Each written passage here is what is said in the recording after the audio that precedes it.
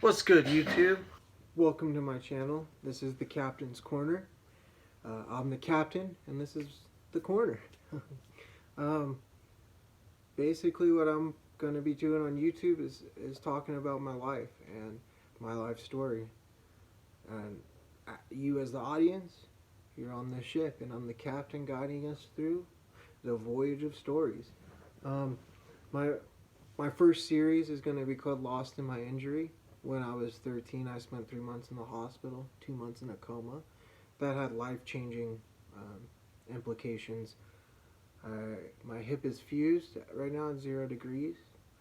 My knee doesn't bend, so my left leg is pretty much useless. I can't put my sock on without a tool. I have to have help tying my shoes, getting dressed, like help bending over sometimes because it's hard. I usually use like a claw, and I got lost in that for a while. I really lost who I was, and with that came like drugs and partying. And I'm gonna tell you guys all those stories, and they're cool stories, and they're funny, and there's some good gems in there, but there's also a lot of like dark and rock bottom. And it took me a long time to find the light at the end of the tunnel. So I hope my channel, if anyone's lost, you might not be lost in your injury, but you might be lost in life. And you might not believe there's a light at the end of the tunnel. So I hope this channel serves as proof that there is a light at the end of the tunnel. And I hope to build a positive community that we can all have each other, have really somebody. I want to be that somebody that I didn't have, because I wish somebody would have made these videos when I was going through what I was. I wish I would have had that. So I wanted to make these videos for a while, and I was scared, but I felt like I was being selfish, because there's people that really need to hear this story, and there's people that are really going through it, and I know that. So without further ado, if this seems like something you find interest in, if you want to see that there is a light at the end of the tunnel, please hit that subscribe button. Um, and I hope to be uploading like 3 videos a week. And this is over like a decade of stories. So there's going to be a lot of good stories. So please subscribe. I promise every week there'll be multiple videos. And let's get into this. So part 1 of this series is I'm going to tell you about the injury and what happened. And then that's just going to kind of set off everything else, because the next video will probably be about how to spend time in a spica body cast while I got my hip fused. And then how to get another hip fusion. And then after that, we'll start talking about really getting lost and trying to figure out who I am. But in order to talk about those stories, I feel like I have to establish the foundation of the beginning of what caused that domino effect. So let's get into it. This happened when I was 13. You know, from playing Pop Warner football, I didn't think anything of what happened as anything significant. I was playing Pop Warner football like any other day, and actually this was my first time even playing Pop Warner football. I had never even got to play a game of tackle football, actually, because all this happened before I was able to really play. This all happened at practice. Like I said, you wouldn't think anything significant of it, because it wasn't anything crazy. You know, it was just like a normal practice. I was playing nose guard, and we were running plays, getting ready for the game. And it was a play like any other play, like any other day. It was towards the end of the day. It was one of the last plays of the day. The coach blows the whistle. I shoot the hole, right? I'm playing nose guard. And I get to the quarterback, but I get hit in my thigh with a face mask. And at the time, there was no real like thigh protection, like thigh padding to really protect right there. And I took a perfect face mask. I got hit wrong, and I got hit by a face mask right into the thigh, into the left thigh. And at that moment, you know, it hurt, but it wasn't anything crazy. It wasn't the craziest hit. It was just a normal hit. That night, I went to bed. Nothing crazy. Next day, I wake up. It's starting to hurt. It's really starting to bother me. So I go to school, I get home, and I tell my mom it's just getting worse. And she takes me to an orthopedic. And they say, I see them, and they don't think anything of it. They think it's a deep tissue bruise. They say, ice it, put heat on it, etc. Take ibuprofen. No, nothing too crazy. The next day, right, it's really hurting a lot worse. The pain's starting to really get to me. It's starting to affect my ability to concentrate in school. And I tell my mom, so she takes me back to the orthopedic. And they don't really think anything of it. This time they give me crutches. They said, I can give you some pain medicine. Just say you can't really play in the game if it's hurting like this. Just stay off of it. And it should be better in a week or two. Well, I go home, do what he says, doing everything he says. The next day, I start not feeling good. It's really starting to be worse. But this time, my chest is starting to hurt. And I'm starting to feel sick. So there's not just from pain, but the flu sick.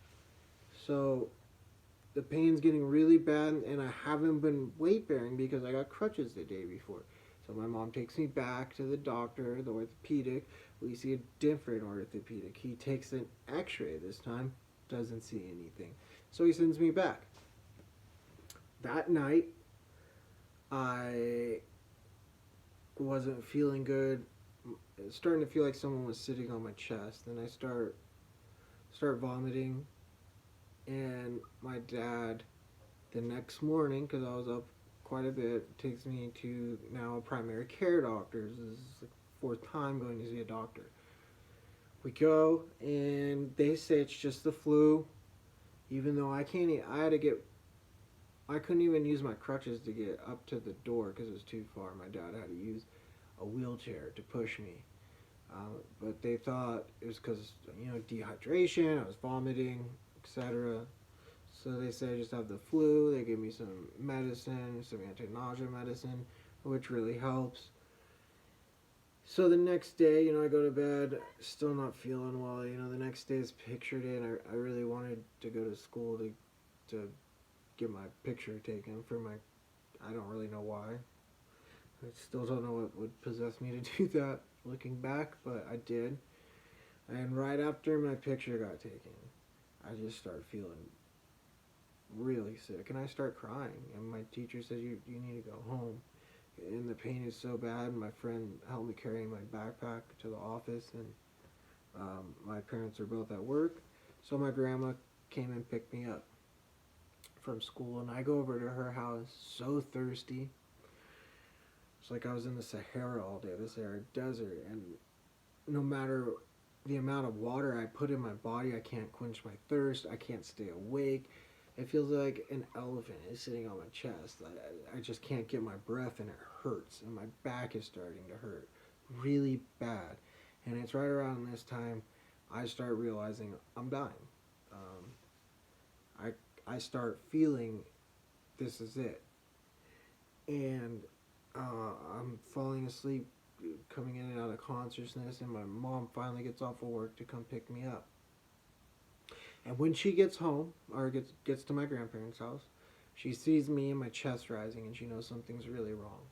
And she pinches my skin, and it stays up. And she's an RN, so she knew I needed to go to the ER right away.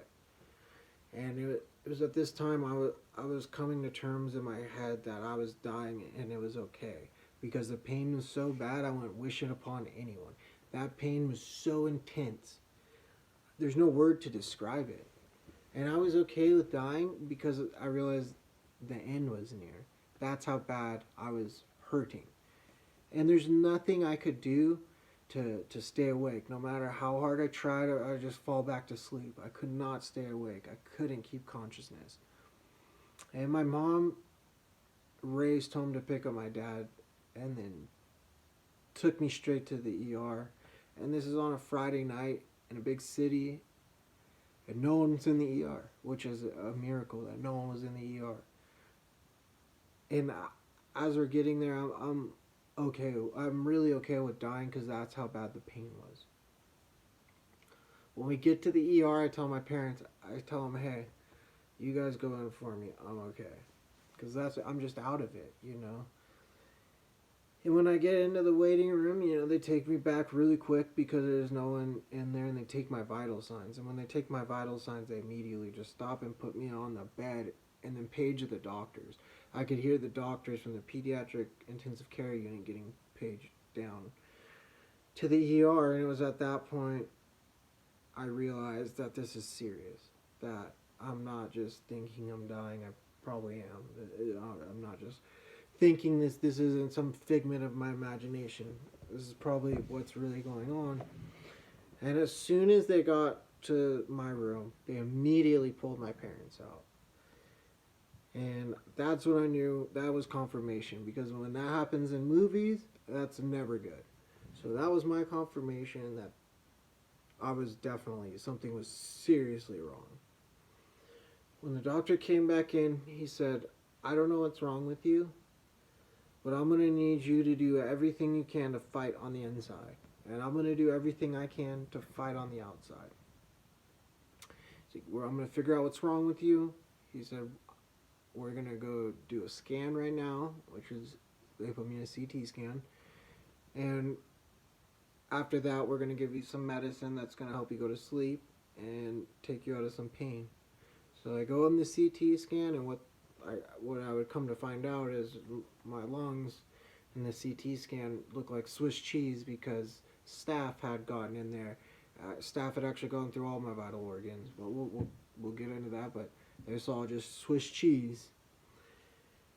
And after the CAT scan, they take me right up to the ICU, the pediatric intensive care unit, and the last thing I remember is them asking me my favorite Lord of the Rings character. And I responded, Frodo, and everything went to black. And I spent 2 months in a coma from that point on, dying, coming back to life, fighting for my life. And what had happened was that football hit had caused a deep tissue blood clot that had gotten infected with staph. And they're not really sure where the staph came from, but it was definitely staph, and that had turned into MRSA. That went into my bloodstream and went through all my vital organs, including my heart. It tore up my lungs. I was on dialysis. I had over 54 units of blood because of that. 28 hours of IND surgery, or cleaning surgery.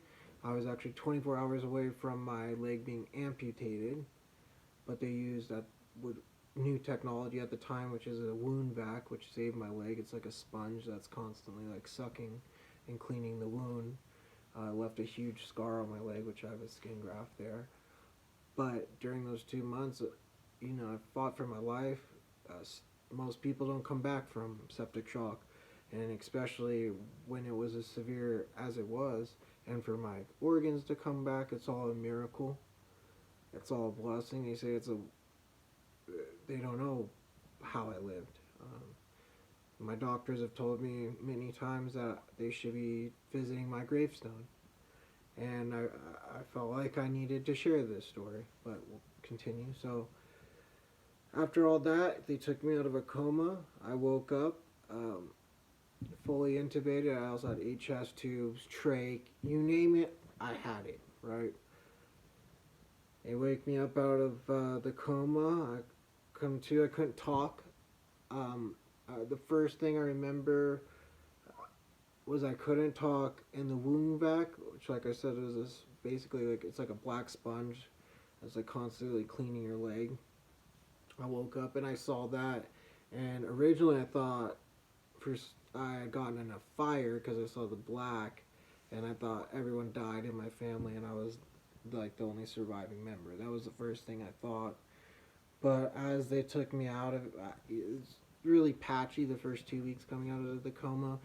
But I remember them explaining what had happened to me and how lucky I am to be alive, and that it was going to be a lot of rehabilitation to get back to just being able to like walk without a wheelchair or forearm crutches. So that last month in the hospital was just straight therapy. I was learning to walk again, which was extremely painful from not moving for 2 months.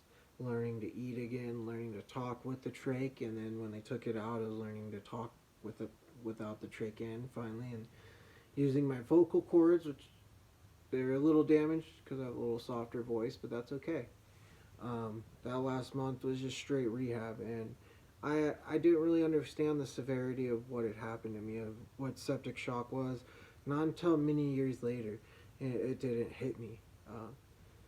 All the I thought at that point, at the end, when I came out of the coma, I was going to be able to be normal.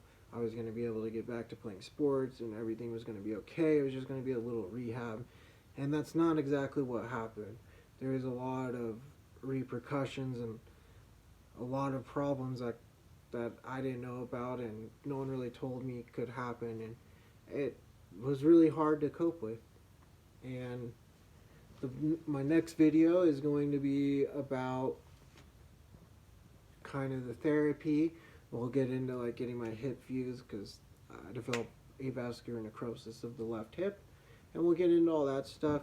And then from there, we're going to get into the crazy stories and trying to find myself and trying to numb the pain with different drugs and stuff. But if you guys have written this 16-minute video, I really appreciate it. I appreciate any like feedback because this is my first video. If you think that I could do anything different or maybe better, please let me know, because I really want to do this, and I really want to do this to the best of my ability. So please give me some feedback. Please subscribe. Please like the video. If you have any questions at all, please drop them in the comments. I'll be making a Twitter. I'll be doing all that so I can stay in touch with you guys, so you guys can reach me. And the bigger this gets, it doesn't matter. I will always be around if anyone ever needs to talk, because I do know what it's like to be in a room alone and really feeling alone and feeling like no one understands the pain you're in, and you see everyone like moving through life and you're just stuck in pain in a room. I get it. I've been there. I'm here. I'm here to talk to you. We might have completely different stories, but we may have gone through similar pain through different avenues. You know, different avenues brought us to that pain. And if you want to reach out to me, please do. And again, I'm the captain. We're going to be sailing through many stories. So stay tuned. Please subscribe. Thank you again. Have a great evening, great morning, great day, wherever you're at. If you're in a different planet, hope you're enjoying the view. Peace.